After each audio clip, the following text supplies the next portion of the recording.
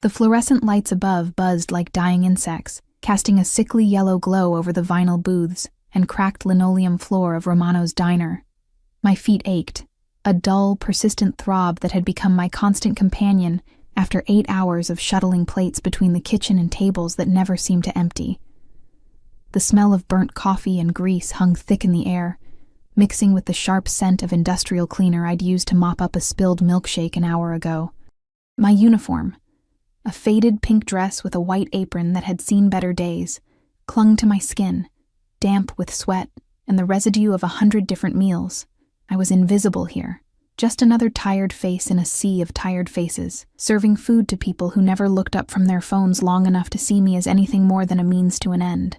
My fingers trembled slightly as I refilled coffee cups, the weight of unpaid bills pressing down on my shoulders like physical things. Rent was due in 3 days. Emma's daycare needed payment by Friday. The electricity company had already sent 2 warnings. I was 24 and drowning. The dinner rush was finally winding down when they arrived.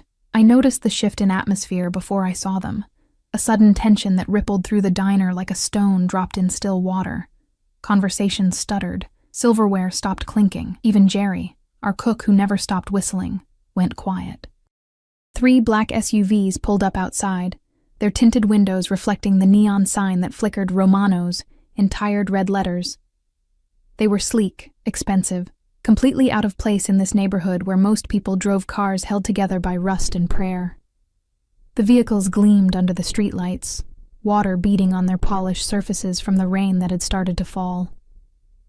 The first man who entered wore a dark suit that probably cost more than I made in 6 months.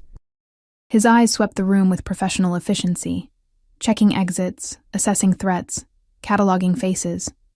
He was built like a wall, all shoulders and contained violence.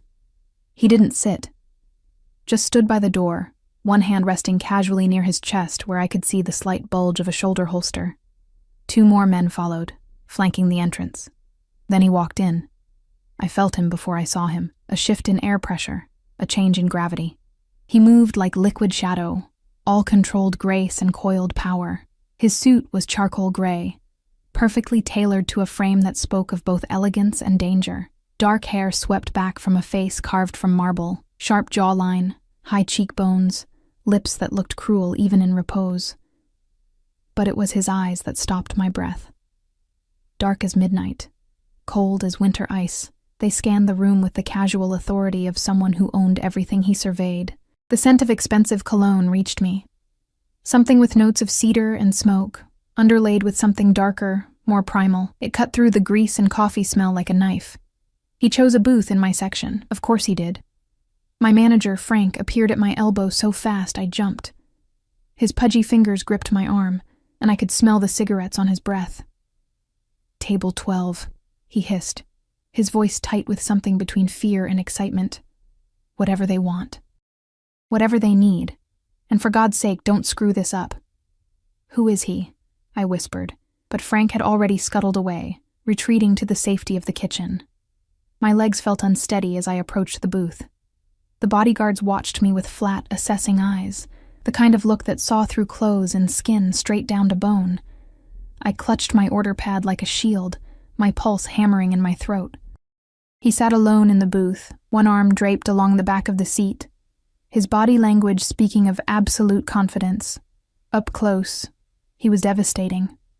Not handsome in any conventional sense.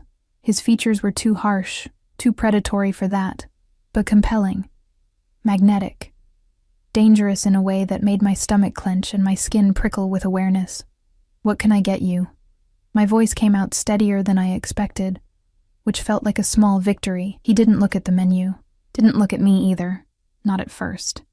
His gaze was fixed on something outside the rain-streaked window, his profile sharp enough to cut. When he finally turned those dark eyes on me, I felt pinned, a butterfly on display, every weakness exposed. Coffee. Black. His voice was deep, smooth as aged whiskey, with an accent that spoke of old money and older violence, and whatever your cook makes best. "That would be the meatloaf," I said, finding my professional smile somewhere beneath the fear. "Comes with mashed potatoes and..." "Fine." He dismissed me with a slight gesture, already looking back at his phone. On the table in front of him, I noticed 2 other phones, one buzzing silently with incoming messages.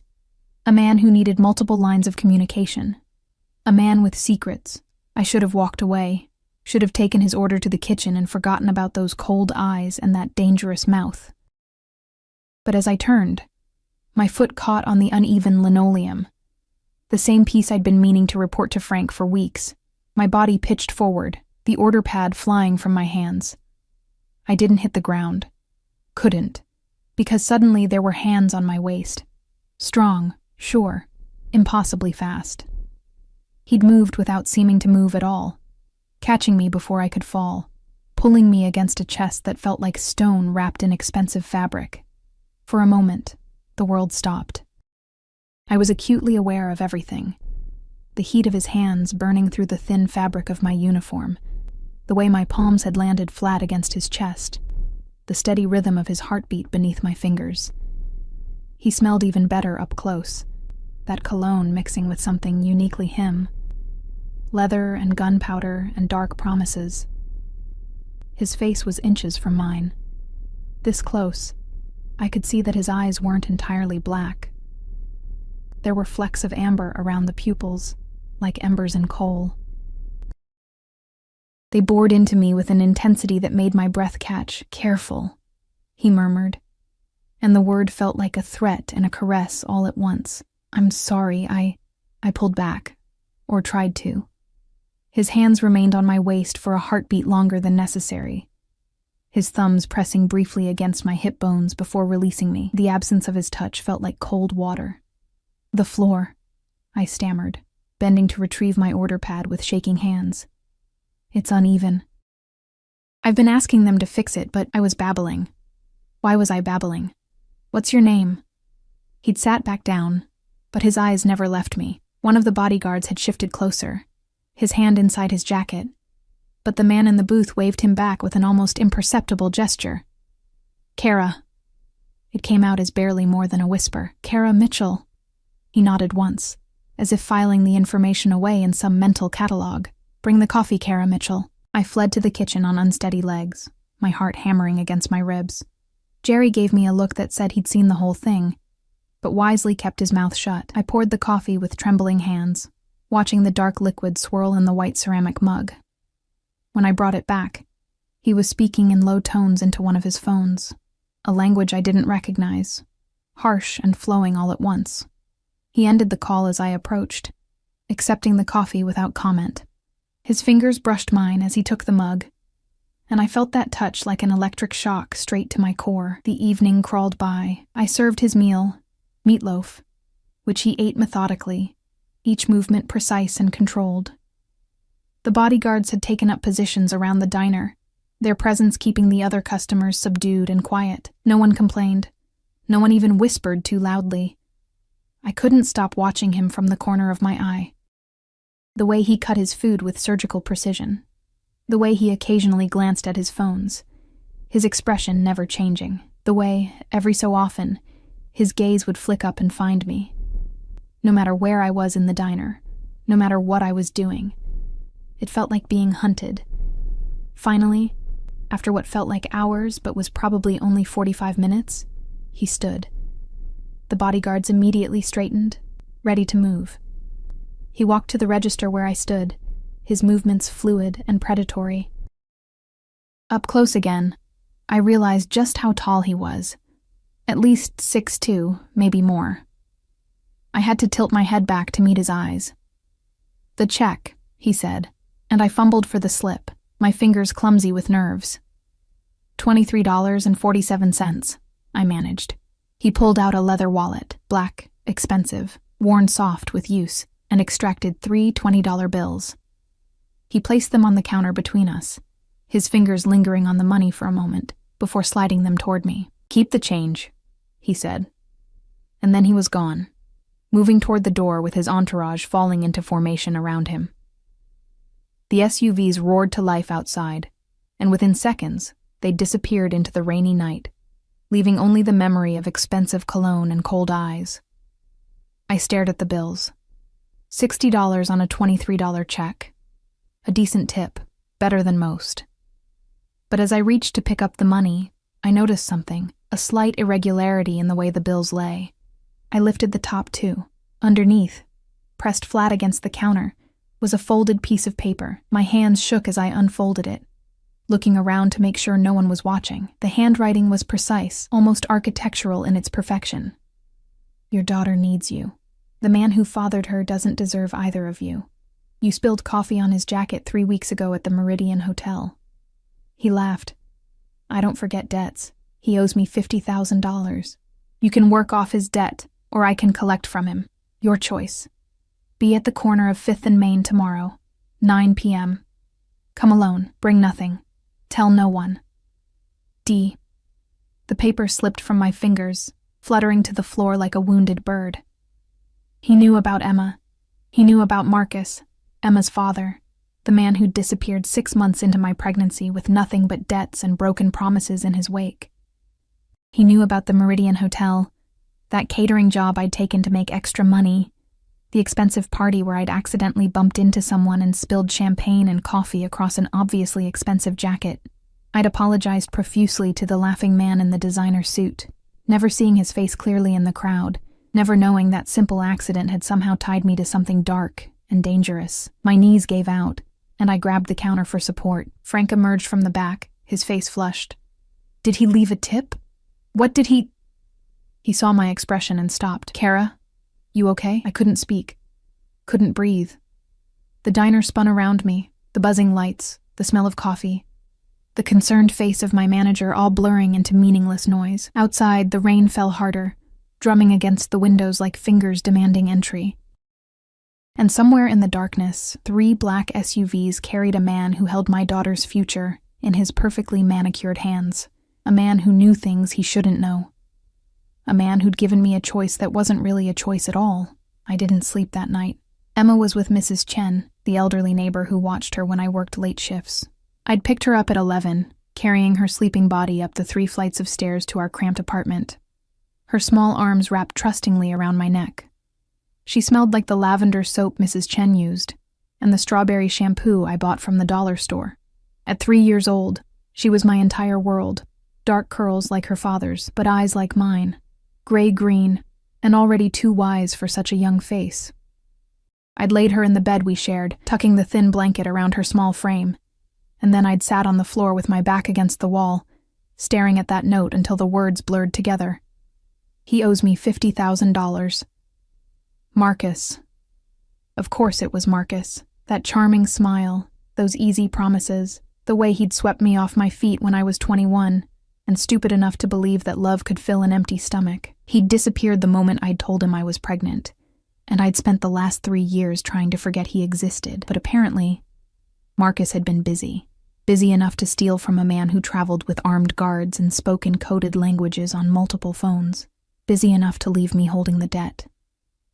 The rational part of my brain screamed at me to go to the police, but the part that had grown up in this neighborhood, that had seen how the world really worked, knew better. Men like him, men who commanded silence with their presence, who moved through the city like sharks through dark water. They didn't make threats they couldn't keep, and they certainly didn't forgive debts. Your daughter needs you. 4 words that wrapped around my throat like a noose. As dawn broke over the city, painting the sky in shades of bruised purple and sickly orange, I made my decision. I had no choice, really. I never had. The day passed in a fog. I called in sick to work, the first time in 2 years, and dropped Emma at daycare with a smile that felt like broken glass on my face. She'd kissed my cheek, her small hands cupping my face with the casual affection of childhood, completely unaware that her mother was walking toward something dark and irreversible. "Love you, Mama," she'd whispered against my ear, and I'd held her tighter than I should have, breathing in the scent of her, memorizing the weight of her in my arms. "Love you more, baby girl." I spent the afternoon in our apartment, watching the clock tick toward 9 p.m. with the slow inevitability of an execution. I showered, washing away the smell of the diner, and dressed in the only decent clothes I owned. Jeans without holes, a plain black sweater, the jacket I'd bought from a thrift store that almost looked professional if you didn't look too close. I braided my hair, the repetitive motion of weaving strands together oddly calming. At 8:30, I kissed Emma's sleeping form one more time. Mrs. Chen had agreed to keep her overnight, bless her kind heart, and stepped out into the October night. The city felt different somehow, more menacing. Shadows seemed deeper, streetlights dimmer. Every passing car could be him. Every footstep behind me could be danger. I walked the 12 blocks to 5th and Main with my hands shoved deep in my pockets, my breath forming small clouds in the cooling air. The corner was in the warehouse district, where old brick buildings stood like forgotten sentinels, their windows dark and empty. The streetlight overhead flickered intermittently, casting the intersection in alternating light and shadow. A few cars passed, but none stopped. I was alone. At exactly 9 p.m., I heard them. The SUVs appeared from 3 different directions, moving with coordinated precision that spoke of military training, or something worse. They formed a loose triangle around me, engines purring like predatory cats, headlights pinning me in place. I couldn't see through the tinted windows, but I felt the weight of eyes on me, assessing, judging, cataloging. The rear door of the center vehicle opened. He stepped out, and even in the dim light, he was devastating. Tonight, he wore all black. Suit, shirt, tie, even his shoes gleamed with dark polish. It made him look like a beautiful nightmare, something that belonged to the darkness between stars. The flickering streetlight caught the planes of his face, highlighting those sharp cheekbones, that cruel mouth. He walked toward me with that same liquid grace, and I forced myself to stand still, to not run, to not show the terror clawing at my insides. The bodyguards remained by the vehicles, but I could feel their attention like physical pressure. He stopped 3 feet away, his hands in his pockets, his head tilted slightly as he studied me. Up close, I noticed things I'd missed at the diner, a thin scar that cut through his left eyebrow, the way his jaw was slightly too sharp to be symmetrical, the gold watch at his wrist that probably cost more than my yearly salary. You came. His voice was the same as I remembered. Smooth, controlled, dangerous. Did I have a choice? The words came out steadier than I felt. Something flickered in those dark eyes. Amusement, maybe, or appreciation. There's always a choice, Kara. You chose your daughter. Some would have chosen to run. I'm not some people. I lifted my chin, meeting his gaze despite every instinct screaming at me to look away, to submit, to make myself small. His lips curved slightly, not quite a smile, but close. No, you're not. He pulled something from his pocket, a phone, sleek and expensive. He swiped through several screens, then turned it toward me. Recognize him? The photo showed Marcus, his arm around a woman I didn't recognize, both of them laughing in what looked like an upscale restaurant. He looked good, better than when I'd known him. Designer clothes, expensive watch, the kind of confidence that came from money. My money, apparently. Money he'd stolen. That's him, I said, my voice flat. Marcus Chen, Emma's father. Marcus Chen, he repeated, the name sounding like a curse in his elegant accent. Who stole $50,000 from one of my shipments? Who used my name to broker deals he had no authority to make? Who's been living quite well off money that belongs to me? He pocketed the phone. Do you know what I do to thieves, Kara? I swallowed hard. I can imagine. Can you? He moved closer, and I caught that scent again, cedar and smoke and danger. I don't think you can. I don't think someone like you has ever seen what men like me are capable of when we're crossed. Someone like me? Anger sparked through the fear, hot and bright and reckless. You mean poor? Working class? Someone who actually has to worry about rent and food and keeping the lights on? His eyes narrowed, but that almost smile remained. I meant innocent, pure, untouched by the dirt that stains men like me. He reached out, and I flinched, but he only brushed a strand of hair that had escaped my braid behind my ear. His fingers were warm, his touch surprisingly gentle. But you're angry. Good. Anger is useful. Fear makes people stupid. Anger makes them survive. I jerked back from his touch. What do you want from me? I told you. You work off his debt. Doing what? I'm a waitress. I don't have skills you could possibly. You're Emma's mother. He said it like it explained everything.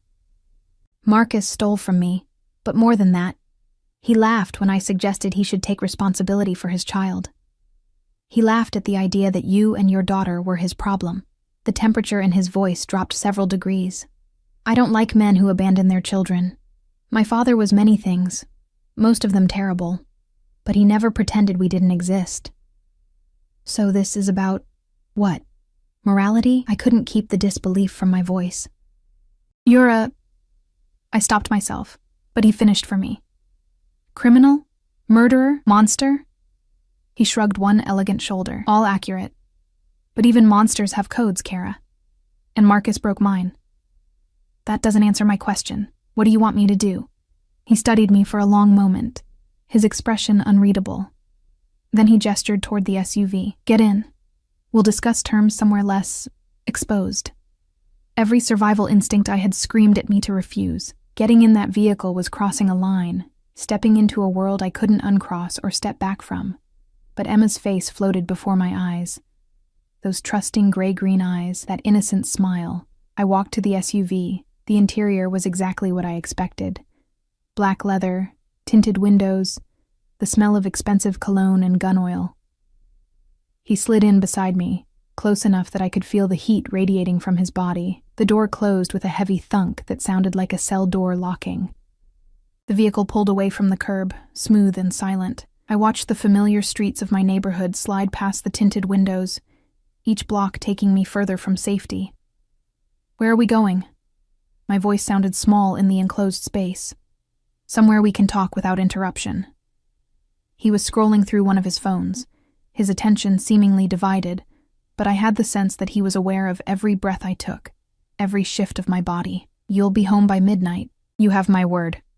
The word of a criminal. He glanced up, and that almost smile appeared again, the word of Dante Rossini, which, in certain circles, is worth more than any legal contract. He set the phone aside. Your daughter is with Mrs. Chen, apartment 3B, correct? The arrangement is 4 nights a week, Tuesdays through Fridays, 7 p.m. to midnight. You pay her $60 a week, which is less than she deserves but all you can afford. My blood turned to ice. How do you... I know everything about you, Kara Mitchell. Born April 3, 2001 at Mercy Hospital. Mother died of cancer when you were 16. Father unknown. You graduated high school with a 3.8 GPA despite working 2 jobs. Accepted to State University on a partial scholarship but couldn't afford the rest. You've worked at Romano's Diner for 3 years. You have $247 in your checking account, $0 in savings. Your rent is $850 a month for a 1-bedroom apartment you share with your daughter. You're 2 months behind on your electric bill and 1 month behind on Emma's daycare fees. Each fact landed like a physical blow. He'd investigated me, thoroughly, which meant this wasn't random, wasn't just about Marcus. This was calculated, planned. Why? I whispered. Why do you know all this? Because I needed to know if you were worth the investment. He shifted slightly, turning to face me more fully. Investment? $50,000 is not an insignificant amount, but it's not enough to warrant my personal attention. Marcus Chen is a small-time thief, barely worth the bullet to kill him. His casual mention of murder made my stomach clench. But when I looked into his life, I found you. And Emma. And I learned about the Meridian Hotel. The catering event. That spilled coffee. I don't understand. The man whose jacket you ruined was my uncle, Roberto Rossini. His voice carried a weight of something. Grief, maybe, or old rage. He died 3 weeks ago. Heart attack, sudden and unexpected. The doctors said the stress finally caught up with him. He paused, his jaw tightening almost imperceptibly. He spoke of you that night, the kind young woman who'd apologized so profusely for such a small accident, who'd offered to pay for the cleaning, despite clearly having nothing to spare. He was charmed. The pieces started clicking together, forming a picture I didn't want to see. Before he died, he changed his will. He'd never married, never had children. He left everything to me, his businesses, his properties, his accounts. But he also left a list of people he wanted me to look after. Your name was on it. The waitress with the kind eyes. He called you. Dante's expression was unreadable. So when I discovered that the same woman my uncle wanted protected was connected to a thief who'd stolen from me, who'd abandoned his own child, it seemed like fate. Fate, I repeated numbly. I'm offering you a deal, Kara, a way to protect your daughter and honor my uncle's last wishes. He leaned closer, and I pressed myself against the door, my heart hammering. Work for me. Let me take care of Emma's needs, her daycare, her health care, her future education. Let me ensure you never have to choose between rent and food again. In exchange, you'll be available when I need you. Available for what? Appearances, events, dinners. You'll act as my companion when necessary. His eyes bored into mine, nothing more. This is not a sexual arrangement, Kara. I'm not buying you. I'm protecting what my uncle valued. It sounded too good to be true, which meant it was. And Marcus? Marcus is my concern, not yours. You'll never see him again. That I promise you. The vehicle came to a stop. I glanced out the window and saw we were parked outside an upscale Italian restaurant, the kind with valet service and a waiting list measured in months. Through the windows I could see people dining, drinking wine, living lives so far removed from mine, they might as well be on another planet. Dante opened his door, then paused. You have until we finish dinner to decide. But understand, if you walk away, Marcus's debt becomes his problem. And I collect my debts, Kara, one way or another. He stepped out, and after a moment's hesitation, I followed. The October wind cut through my thin jacket as I stood on the sidewalk, watching him walk toward the restaurant entrance. The doorman opened the door immediately, bowing slightly, a gesture of recognition and respect. Or fear. I looked back at the SUV, at the city stretching out behind it, at the ordinary world where I'd been drowning slowly for years. Then I looked at the restaurant, at Dante Rossini waiting in the doorway, his hand extended toward me. The devil's bargain, offered with elegant grace. I took his hand. His fingers closed around mine, warm and strong, and he pulled me gently toward the light and warmth of the restaurant, toward a future I couldn't begin to predict. Twar. The restaurant was called Bellinoti, and it was the kind of place I'd only ever seen in movies. Crystal chandeliers cast soft golden light over white tablecloths and gleaming silverware. The air smelled of garlic, fresh bread, and expensive wine. A pianist played something classical in the corner, the notes floating through conversations held in hushed, refined tones. Every eye in the room turned to us as we entered. Or rather, they turned to him. Dante moved through the space like he owned it, which, for all I knew, he did. The maitre d' appeared instantly, his professional smile not quite hiding the wariness in his eyes. Mr. Rossini, your usual table is ready. Thank you, Marco. Dante's hand remained on the small of my back, a possessive gesture that made my skin burn even through layers of clothing. He guided me through the dining room, past tables where conversations died as we passed, then resumed in urgent whispers once we'd moved on. Our table was in the back corner, positioned so that Dante's back was to the wall, and he had a clear view of every entrance and exit. One of the bodyguards, the one who'd been at the diner, took up position near the bar, his eyes constantly scanning. Another disappeared toward what I assumed was the kitchen entrance. Dante pulled out my chair with old-world courtesy that seemed incongruous with everything else I knew about him. I sat, my hands twisting in my lap beneath the table, acutely aware of how out of place I looked in my thrift store jacket and worn jeans.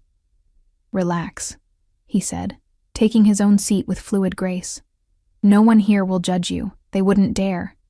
Because they're afraid of you. Yes. No hesitation, no false modesty. Just simple truth. A waiter appeared, young, nervous, his hands shaking slightly as he poured water into crystal glasses. Mr. Rossini, the chef has prepared something special this evening. And for the lady? I opened my mouth, but Dante spoke first. Bring us the tasting menu, all 7 courses, and a bottle of the 98 Barolo. The waiter nodded and vanished. I stared at Dante across the table. This beautiful, dangerous man, who'd somehow tangled himself into my life like a knot I couldn't untie. I can order for myself, I said quietly. Can you read Italian? He gestured to the menu, which I noticed for the first time was entirely in Italian, without translations. No, but... Then let me take care of it. His tone wasn't condescending, just matter of fact. This is what you'll need to get used to, Kara. If you accept my offer, there will be many dinners like this, events where you'll need to look comfortable, confident, where you'll be on my arm and expected to play a role. What role? Your girlfriend? Your mistress? My companion. He leaned back as the waiter returned with wine, going through the ritual of presenting the bottle, uncorking it, pouring a small amount for Dante to taste. He swirled it, sniffed, sipped, then nodded approval. There's a difference. The people in my world, they'll make assumptions. Let them. What matters is the truth between us. The waiter poured wine into my glass, deep red, almost black in the dim light. I'd never tasted wine that cost more than $10 a bottle. This one probably cost more than my monthly rent. And what is the truth between us? I asked, not touching the glass. Dante was quiet for a moment, his fingers tracing the stem of his wine glass. The truth is that I'm a man bound by honor to protect you because my uncle asked me to. The truth is that your daughter deserves better than a father who steals and runs. The truth is that I can give you both security, real security, in exchange for something relatively simple. Nothing is simple with men like you. That almost smile again. You're learning already. He took a sip of wine, his eyes never leaving mine. Ask me your questions, Kara. All of them. You deserve to know what you're agreeing to. The first course arrived, something delicate and artistic on fine china, garnished with microgreens and a drizzle of sauce that probably had a French name I couldn't pronounce. I stared at it, my appetite completely gone. What happens to Marcus? I asked. He'll be given a choice. Return what he stole plus interest, or work off the debt in other ways. Dante cut into his food with surgical precision. Either way, he won't be a problem for you anymore. You mean you'll kill him? I mean, he won't be a problem. He ate a bite, savoring it, while I sat frozen. Eat, Kara. The chef here is exceptional, and you're too thin. When did you last have a proper meal? I eat fine. You eat enough to survive. That's not the same thing. He gestured to my plate. Try it. I promise it's not poisoned. I picked up my fork, heavy silver, perfectly balanced, and took a small bite. The flavors exploded across my tongue, complex and layered in ways I hadn't known food could be. Despite everything, despite the fear and confusion and the surreal nature of sitting across from a mafia boss in a restaurant that cost more per meal than I made in a week, I took another bite. Good girl, he murmured, and something in his tone made heat flood my cheeks. The courses came one after another, each more elaborate than the last. Handmade pasta with truffle shavings, seared scallops with saffron foam, braised short rib that melted on my tongue. Dante watched me eat, his own meals consumed with methodical efficiency, his attention divided between me and his phones, which buzzed periodically with messages he'd glance at, respond to, then set aside. Why do you need a companion? I asked during the 5th course. Some kind of fish I couldn't identify, delicate and perfect. Surely you could have any woman you wanted. Want and need are different things. He refilled my wine glass. I'd been drinking more than I'd intended, the alcohol loosening the tight knot of tension in my chest. The women who are attracted to men like me are attracted to power, money, status. They come with agendas, expectations. You, on the other hand, want nothing from me. I want my daughter safe. Exactly. Your agenda is pure, uncomplicated. You're not trying to become Mrs. Rossini or gain access to my accounts or position yourself for advancement. He leaned forward slightly. You're also beautiful in a way that doesn't require effort. Natural. Real. The women in my world are constructed. Perfect hair, perfect makeup, perfect bodies sculpted by surgeons. He paused, his eyes traveling over my face with an intensity that made my breath catch. Authentic. I'm ordinary. You're extraordinary. You just don't know it yet. He sat back as the 6th course arrived. Cheese and fruit, arranged artistically. Your daughter. Tell me about her. The shift in topic caught me off guard. Emma? She's She's everything. Smart, funny, stubborn. She loves dinosaurs and hates vegetables. She wants to be a paleontologist when she grows up, even though she can barely pronounce it. I felt my expression soften, the way it always did when I talked about her. She asks a million questions and never accepts, because I said so as an answer. She's better than I ever was, better than I ever could be. She has a good mother. It wasn't a question. She deserves better than what I can give her. The admission hurt. She deserves dance lessons and books and toys that aren't from yard sales. She deserves a home where the heat doesn't get shut off in winter and where there's always enough food. She deserves everything, Dante finished. She deserves everything. He was quiet for a moment, something dark passing behind his eyes. My mother died when I was Emma's age. Caught in the crossfire of my father's war with a rival family. My uncle Roberto, he helped raise me after that, taught me that family, true family, is worth more than all the money and power in the world. His jaw tightened. Your daughter will have everything, Kara. I give you my word. And what do you get in return, really? Redemption, perhaps. He smiled, but it didn't reach his eyes. Or maybe just the satisfaction of knowing I honored a good man's last wish. Does it matter? The 7th course arrived. Dessert. Tiramisu, chocolate, tiny perfect pastries dusted with powdered sugar. I pushed mine around the plate, my mind spinning. I need to know the rules, I said finally. If I agree to this, I need to know exactly what you expect. Dante set down his fork and folded his hands on the table.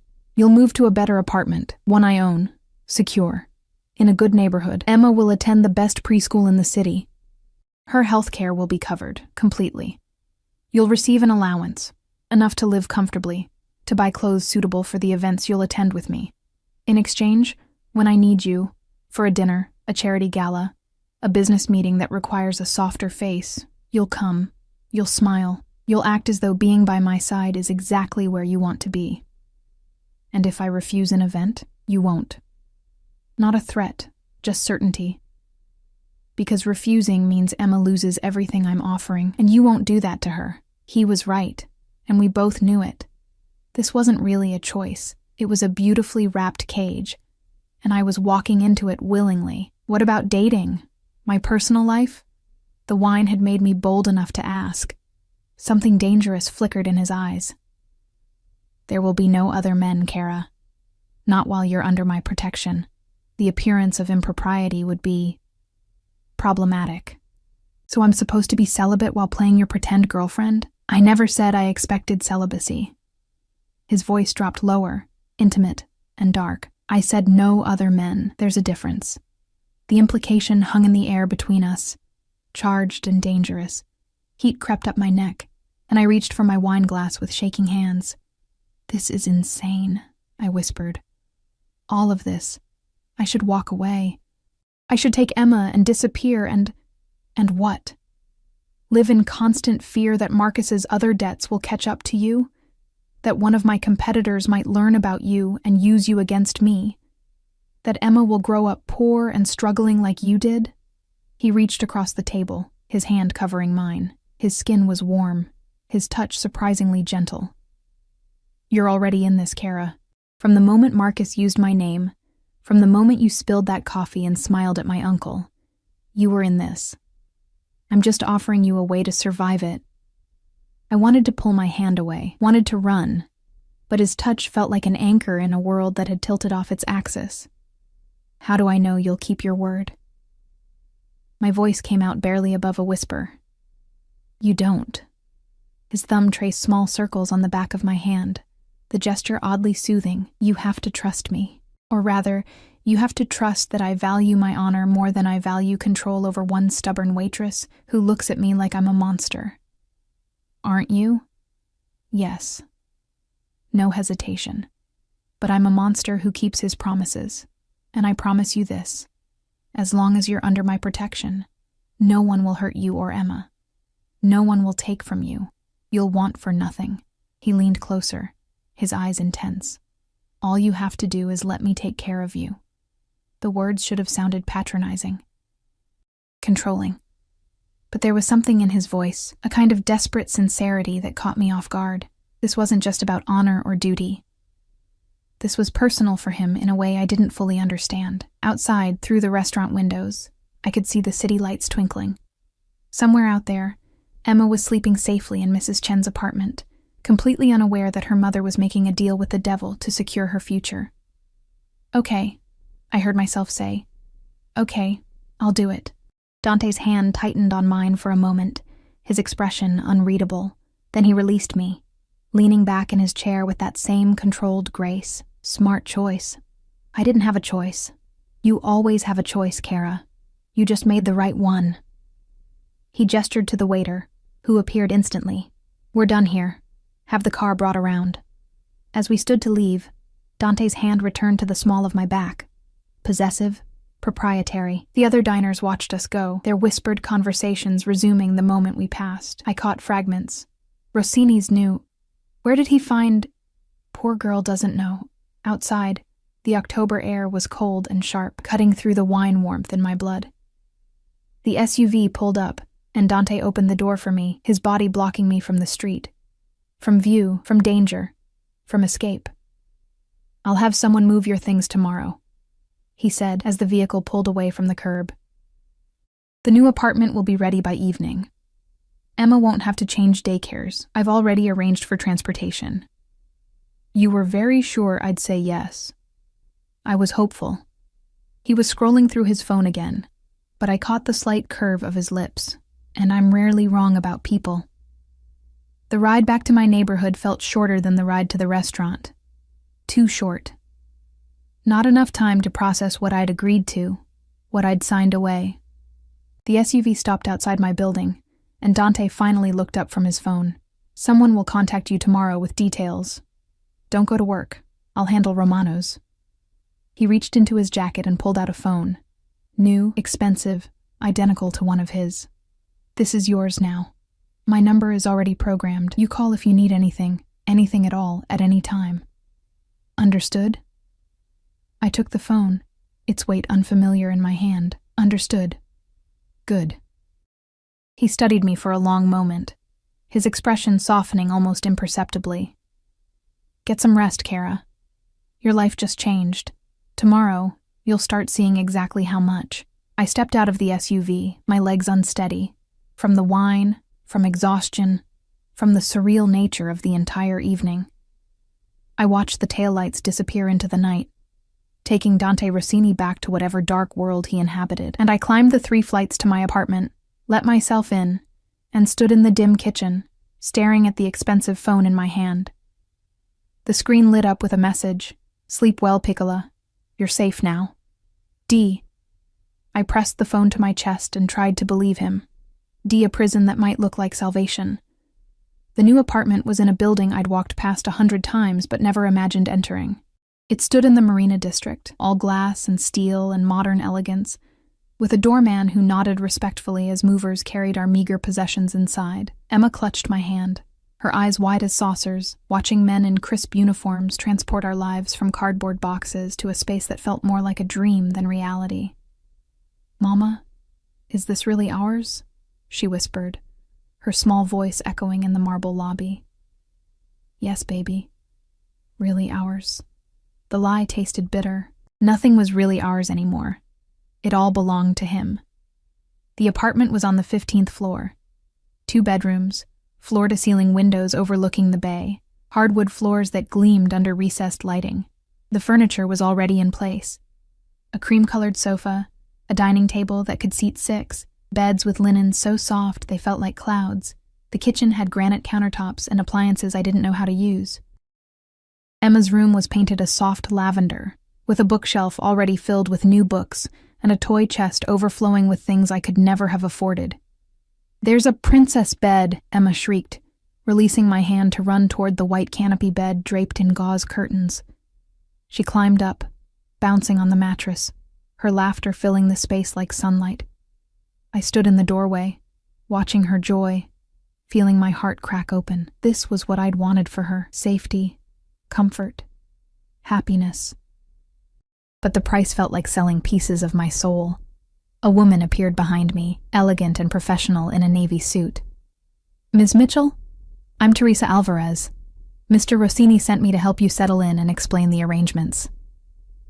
I turned to face her, taking in her confident posture, her kind eyes behind designer glasses.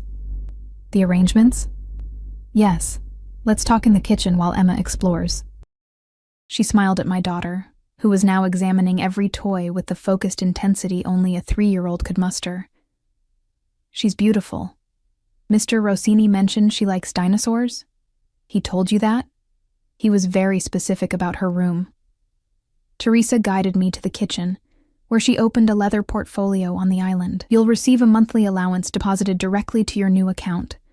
The card and information are here. The amount should cover all personal expenses, clothing, and incidentals.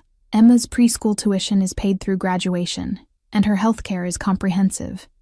The insurance cards are also here. She spread documents across the granite, each one representing another piece of my independence being signed away: bank accounts, insurance policies, a new driver's license with this address, a credit card with my name embossed in silver. There's also a car in the garage. Level 3, space 1512. A sedan, reliable, fully insured. Mr. Rossini felt you'd need transportation. Teresa's tone was matter-of-fact, as if men regularly bought cars for women they barely knew. Your schedule will be sent to your phone. When Mr. Rossini needs you for an event, you'll receive 48 hours notice when possible, though sometimes it will be less. Emma will be cared for by vetted professional nannies during those times. Strangers watching my daughter? The words came out sharper than intended. Teresa's expression softened. I understand your concern. The nannies all have extensive backgrounds in early childhood education and have been thoroughly screened.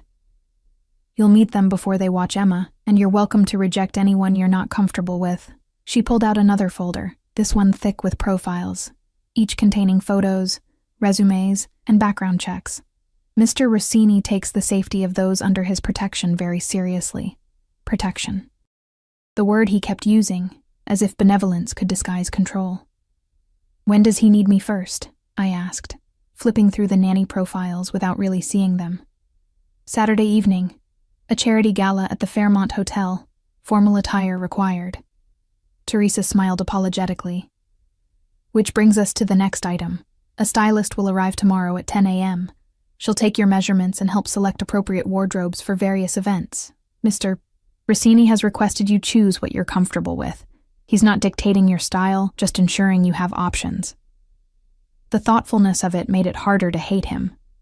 If he'd simply filled a closet with clothes he'd chosen, I could have been angry. But giving me choice within his gilded cage, that was more insidious. What if I don't know how to act at these events? The admission cost me, revealing weakness. You'll learn. And honestly, Teresa leaned against the counter, her professional demeanor cracking slightly. Most of the people there are just as insecure, just better at hiding it. Wear something beautiful, smile, and stay close to Mr. Rossini. He'll handle the rest. After Teresa left, I explored the apartment while Emma played. The master bedroom had a king-sized bed, a walk-in closet, and an ensuite bathroom with a tub large enough to swim in. The windows looked out over the bay, where sailboats drifted like white triangles against blue water. On the nightstand, I found a note in that precise architectural handwriting. Welcome home, Kara. Everything here is yours. Use it. Enjoy it. Let Emma be a child without worry. I'll see you Saturday. I crumpled the note in my fist, then smoothed it out again, tucking it into my pocket like a talisman or a warning. The next 2 days passed in a blur. The stylist, a whirlwind named Valentina with bright red lipstick and an eye for color, arrived with racks of clothing and boxes of shoes. She measured, assessed, and made me try on what felt like 100 different outfits while Emma watched, clapping for each one like I was a princess in a fashion show. You have a good figure, Valentina declared, circling me in a cocktail dress that probably cost more than my old monthly rent. Natural curves, which is refreshing. We'll play those up. Elegant, but not trying too hard. Mr. Rossini will appreciate the subtlety. Does he do this often? I asked. Set up women in apartments and buy them wardrobes? Valentina paused, pins held between her lips. She removed them carefully before answering. In the 5 years I've worked for Mr. Rossini, you're the first. Usually he just sends me to dress his dates for specific events. Women who come and go. But you? She gestured around the apartment. This is different. This is permanent. The word hung in the air like smoke. Saturday arrived too quickly. Emma spent the day at her new preschool, a place with art rooms and a playground that looked like something from a fantasy, while I prepared for my first appearance as Dante Rossini's companion. The dress Valentina had selected was midnight blue, silk that hugged my body before flowing to the floor in elegant waves. The neckline was modest, but the back was bare, exposing skin from my shoulders to my lower back. Matching heels added 4 inches to my height. A simple diamond necklace, on loan, Valentina had emphasized, glittered at my throat. I barely recognized the woman in the mirror. My hair was swept up, a few strategic curls framing my face. Makeup-enhanced features I'd always considered plain, making my eyes look larger, my lips fuller, my cheekbones more pronounced. I looked expensive, polished, like someone who belonged on Dante Rossini's arm. The buzzer sounded at exactly 7 p.m. I kissed Emma goodbye. She was having a tea party with one of the approved nannies, a grandmother type named Rosa, who'd won my daughter's heart with cookies and stories, and took the elevator down to the lobby. The SUV waited at the curb, sleek and black and ominous. The driver opened the door, and there was Dante. He wore a tuxedo that had been tailored to perfection, emphasizing broad shoulders and a lean waist. His hair was swept back, his jaw clean-shaven, a gold watch glinting at his wrist. But it was his eyes that caught me, the way they traveled over me slowly, taking in every detail, darkening with something that made my stomach flutter. "Beautiful," he murmured as I slid into the seat beside him. Valentina outdid herself. She said I was your first. I didn't know why I said it, but the words tumbled out, his lips curved. Did she? He reached over, his fingers finding the exposed skin of my back, tracing the line of my spine with agonizing slowness. Then she told you the truth. You are many firsts for me, Kara. I shivered under his touch, hating my body's response. What does that mean? It means don't believe everything you hear about me tonight. People will talk. They always do. They'll say I'm a monster who destroys everything I touch. They'll say women who get close to me end up ruined or dead. His hand remained on my back, possessive and warm. Some of it is even true, but you're different. Because of your uncle. Because of many things. He withdrew his hand, leaving my skin cold. Tonight, you'll meet some of those people. They'll smile and be polite, but they'll be assessing you, wondering what I see in you, trying to find your weaknesses. Don't let them. I don't know how to do this, Dante. The admission came out smaller than I intended. I'm a waitress. I don't know which fork to use or how to make small talk with criminals and socialites. You use the fork from the outside in, and you make small talk by asking questions and letting them talk about themselves. People love nothing more than the sound of their own voice. He tilted my chin up, forcing me to meet his eyes. But here's what you really need to know. You're with me. That means you're untouchable. That means no one will dare insult you or make you uncomfortable. And if they try? His thumb brushed my lower lip, his expression darkening. I'll destroy them. The threat should have frightened me. Instead, it made me feel safer than I had in years. The Fairmont Hotel was a palace of marble and gold, its ballroom filled with San Francisco's elite, politicians rubbing shoulders with tech moguls, old money mixing with new, and threading through it all like a dangerous undercurrent, the criminals who funded and controlled so much of the city's power structure. Dante's hand found the small of my back as we entered, that now familiar possessive touch. Heads turned. Conversations paused. A ripple of recognition spread through the crowd. Dante Rossini, a voice called out. Smooth, cultured, with an edge of mockery. A man approached, silver-haired and elegant in his tuxedo, a woman in diamonds hanging on his arm. I heard you'd be gracing us with your presence. And who's this lovely creature? Kara Mitchell. Dante's voice was pleasant, but I felt the tension in his body. Kara, this is Senator Marcus Webb and his wife, Catherine. Senator. The man was a senator, and he clearly knew exactly what Dante was.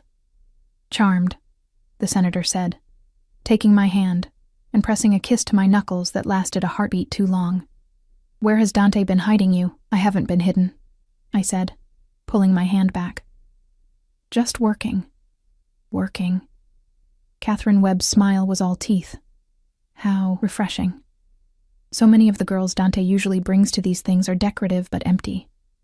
You have something behind those eyes. The insult was wrapped in a compliment, a skill I'd have to learn if I was going to survive this world. Catherine collects art, Dante interjected smoothly, steering me away. She has exquisite taste in paintings, but terrible judgment in people. Don't take her assessment personally. We moved through the crowd, Dante introducing me to a dizzying array of faces and names I'd never remember. A tech CEO, a real estate developer, a woman who owned half the restaurants in the city. And threaded among them, men who stood a little too still, who watched a little too carefully, who greeted Dante with the kind of deference that spoke of fear and respect in equal measure. His world, the underworld, masquerading as high society. We were at the bar when I felt it, eyes on me, intense and malevolent. I turned and saw a woman across the room, stunning in red silk, her dark eyes fixed on me with undisguised hatred. She was speaking to an older man, but her attention never wavered. "Who is that?" I whispered to Dante. He followed my gaze, and his expression went cold. "Isabella Marchetti. She was an associate. Nothing more. She doesn't look like she thinks she was nothing. What Isabella thinks is irrelevant." He took my hand, threading his fingers through mine. "What matters is what's true, and the truth is, you're the woman on my arm tonight, not her, not anyone else." Isabella started toward us, her stride purposeful, but one of Dante's bodyguards intercepted her smoothly, redirecting her toward the terrace with a few quiet words. She went, but not before shooting me one more look of pure venom. "She wants to kill me," I said, my voice shaking slightly. "She wants what she can't have." Dante pulled me closer, his arm sliding around my waist. "Let her want. You're under my protection, remember?" The rest of the evening passed in a haze of champagne and careful conversations. Dante never left my side, his hand always touching me, my waist, my back, my arm, marking me as his in front of everyone who mattered. When we danced, he held me close, his body hard against mine, moving with a grace that surprised me. "You're doing well," he murmured against my ear, his breath warm. "Better than I expected. I feel like I'm drowning." But you're still breathing. That's what counts." He spun me gently, then pulled me back. "Tomorrow, this will be easier. And the day after that, easier still. Until one day, you'll wonder how you ever lived any other way." That thought terrified me more than anything else that had happened. It was past midnight when we finally left. I was exhausted, my feet aching in the beautiful heels, my face tired from maintaining a pleasant expression. In the SUV, I kicked off the shoes and leaned my head back against the leather seat. "Thank you," Dante said quietly. I opened my eyes. For what? For tonight. For not running.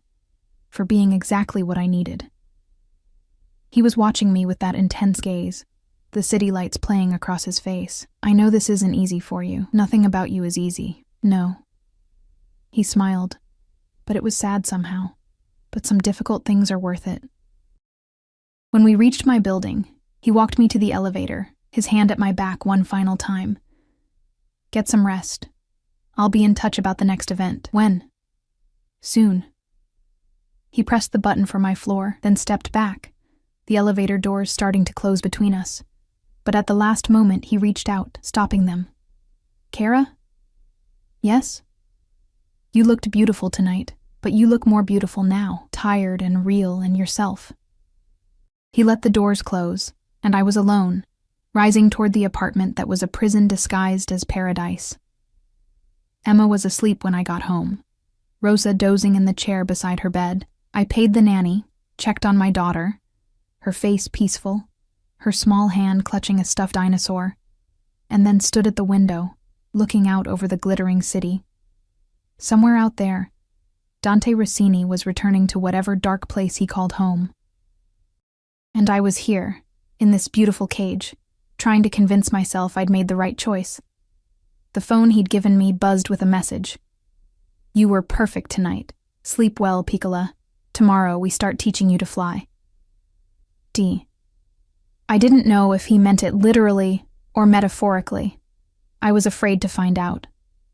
3 months passed like a fever dream, brilliant and disorienting, and impossible to fully grasp.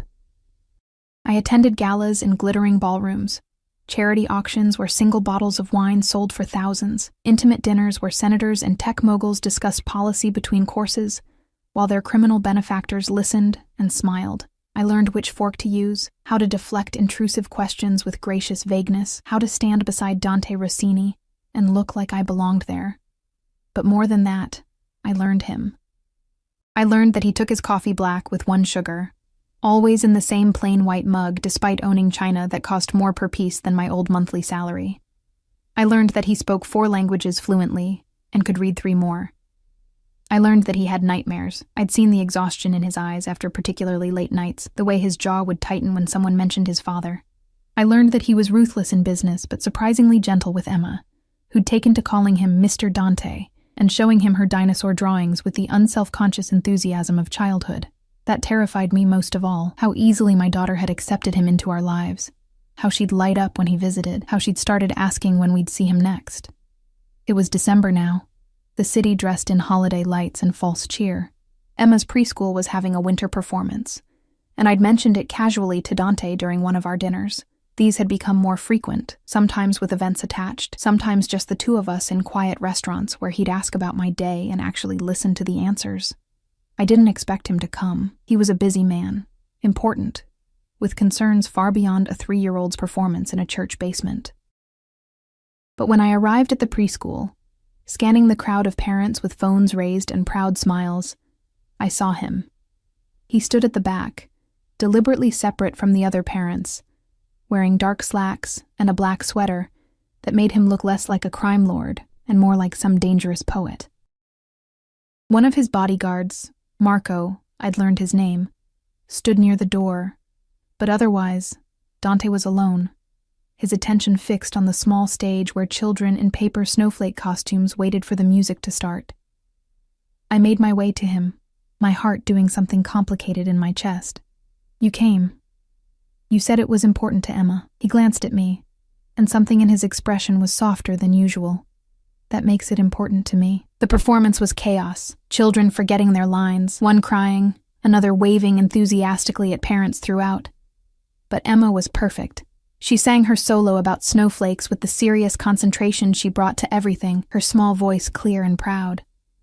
When she finished, her eyes scanned the crowd until they found us, and her face split into the biggest smile I'd ever seen. After, when we collected her and she threw herself at Dante with a hug that would have been shocking 3 months ago but was now almost routine, he lifted her easily, letting her chatter about the performance while I gathered her coat and backpack. "Did you see me, Mr. Dante? Did you hear my song? I didn't forget any words." "You were magnificent," he said seriously, and she beamed. Outside, the December air was sharp with coming rain. Dante's SUV waited at the curb, but he didn't immediately move toward it. Instead, he set Emma down and crouched to her level. "Emma, your mama and I need to talk about grown-up things. Marco is going to take you to get hot chocolate and cookies while we do that, okay? Then we'll come get you." Emma looked between us, her child's intuition sensing something important. "Is Mama in trouble?" "No, Piccola." He smoothed a curl from her face with surprising tenderness. "Nothing like that." "I promise." She studied him for a moment, then nodded, taking Marco's offered hand. The large bodyguard led her toward a cafe down the street, and I watched them go with my heart in my throat. "What's wrong?" I asked when they'd disappeared inside. "Get in the car." It wasn't a request.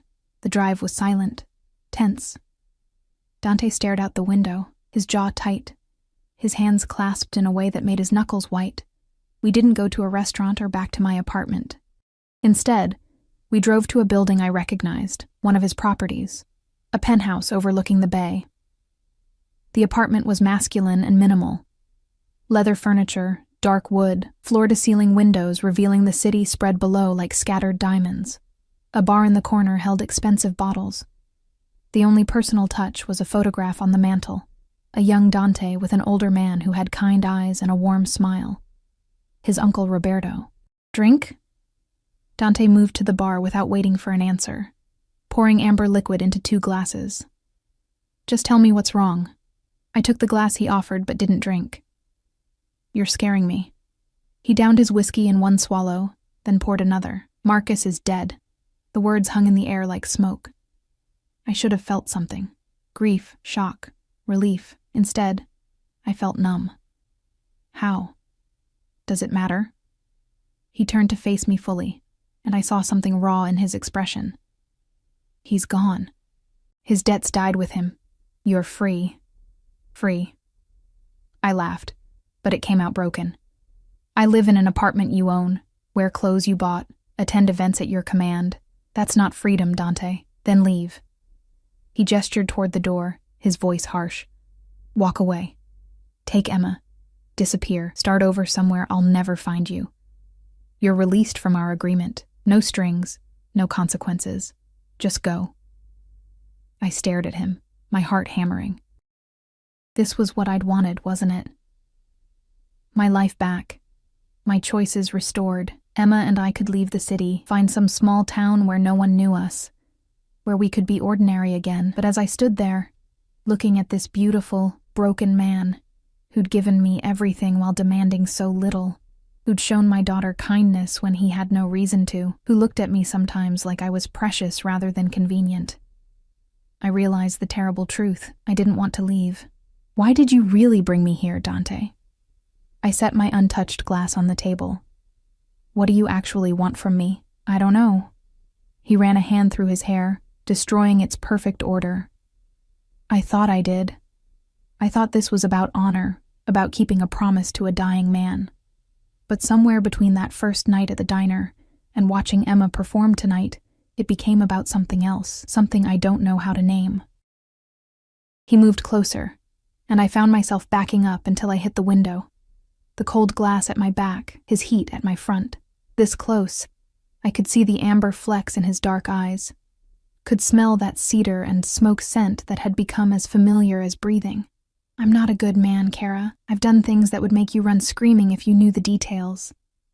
I've hurt people, destroyed lives, built an empire on blood and fear. His hand came up, cupping my face with surprising gentleness. But when I'm with you, when I watch you with Emma, when you look at me like I might be something more than a monster, I want to be better, and that terrifies me more than any enemy I've ever faced. Dante, let me finish.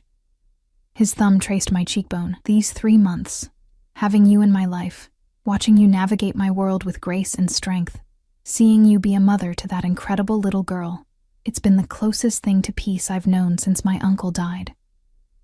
But I have no right to keep you. You deserve someone good, someone safe, someone who can give you a normal life. And what if I don't want normal? The words escaped before I could stop them.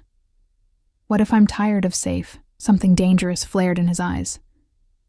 Don't say things like that unless you mean them. I mean them. And God help me, I did. Somewhere in the careful dance we'd been doing, somewhere between the expensive dinners and the gentle touches, and the way he'd become part of Emma's life, I'd stopped seeing him as just a means to an end. I'd started seeing him. I'm not saying I love you. I'm not that foolish. But I'm saying I don't want to leave. I'm saying maybe this cage you've built isn't a cage at all. Maybe it's just a different kind of freedom. He kissed me. It wasn't gentle or careful. It was desperate and claiming, his hands tangling in my hair, his body pressing mine against the window. I kissed him back with equal desperation. 3 months of tension and denied attraction exploding between us. He tasted like whiskey and danger and dark promises, and I wanted more. When we finally broke apart, both breathing hard, he rested his forehead against mine. If you stay, if we do this, everything changes. I won't be able to keep my distance. I won't be able to pretend you're just an obligation. Then don't. I pulled him back, kissing him again, softer this time. Stop pretending. Stop holding back.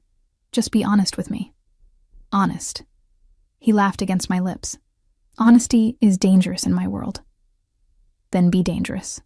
He pulled back, his eyes searching mine. I want you, Kara.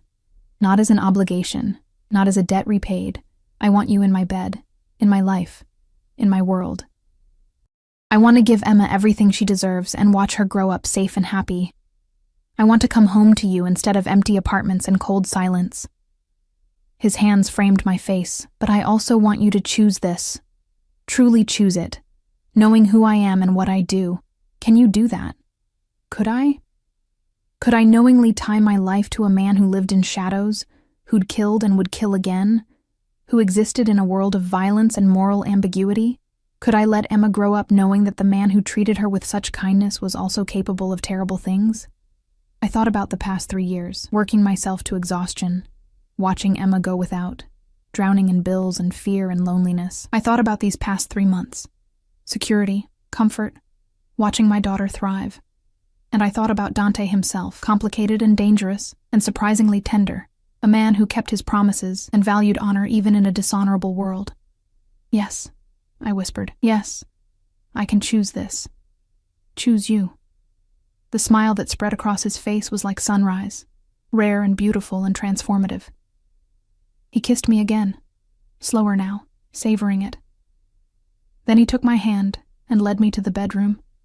What happened next was both terrifying and transcendent, his hands learning my body with the same focused intensity he brought to everything, my own exploration of him revealing scars and stories written on skin. We came together like storm systems colliding, destructive and creative all at once. And afterward, lying tangled in sheets that smelled like him, I felt something I hadn't felt in years. Hope. I should warn you, he murmured against my hair, his arm wrapped possessively around my waist. I'm not good at sharing. What's mine, I protect obsessively.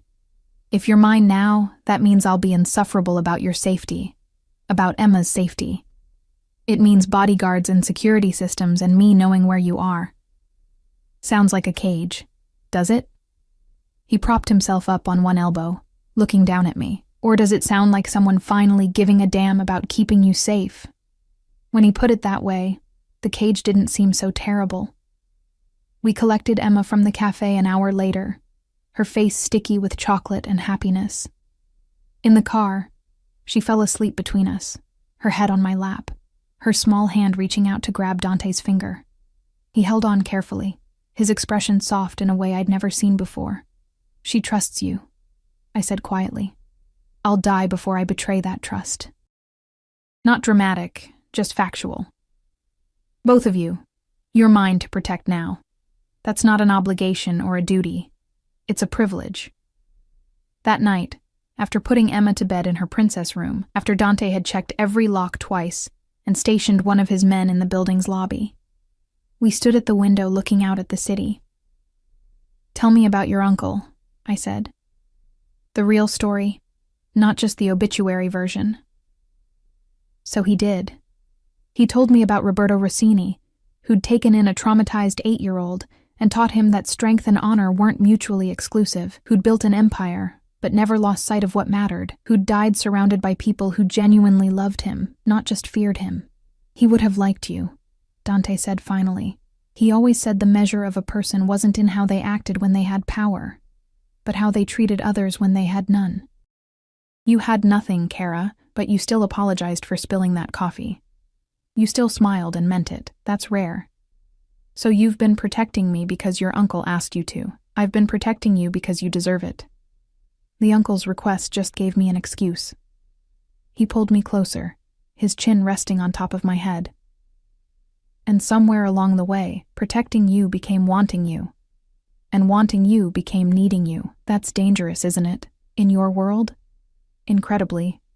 His arms tightened around me, which is why no one can ever know how much you mean to me. They'll see you as my companion, my woman, someone under my protection, but they can't know you're my weakness. That would make you a target. I'm not afraid. I'm afraid enough for both of us.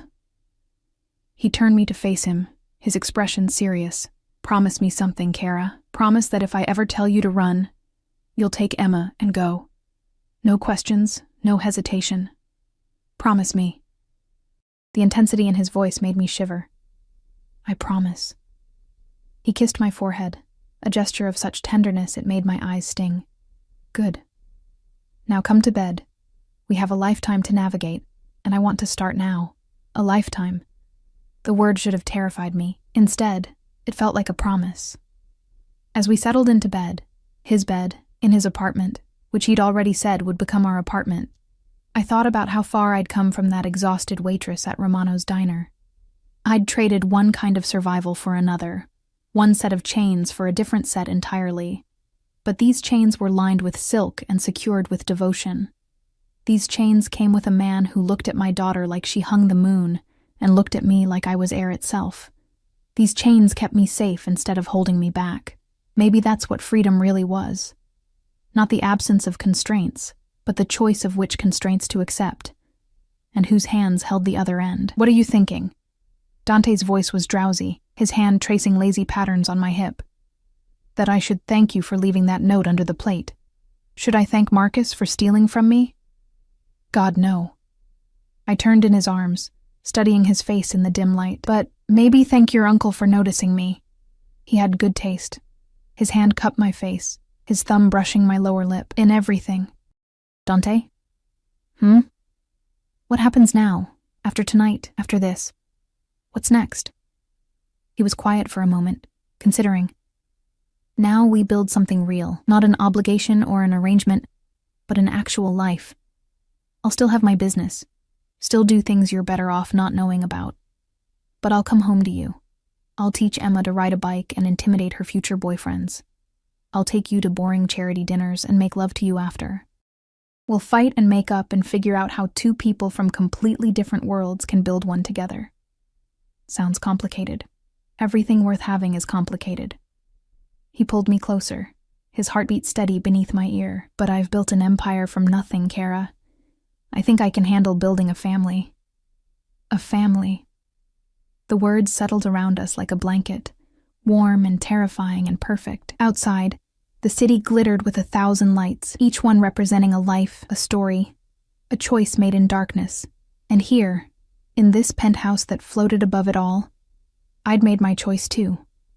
I'd chosen the monster who wanted to be a man, the criminal who valued honor, the dangerous man who'd given me safety and asked for nothing but my presence in return. I'd chosen Dante Rossini, and as sleep pulled me under, his arms wrapped around me like the most beautiful cage in the world, I realized something that should have terrified me, but instead filled me with peace. I'd choose him again, and again, and again, every single time.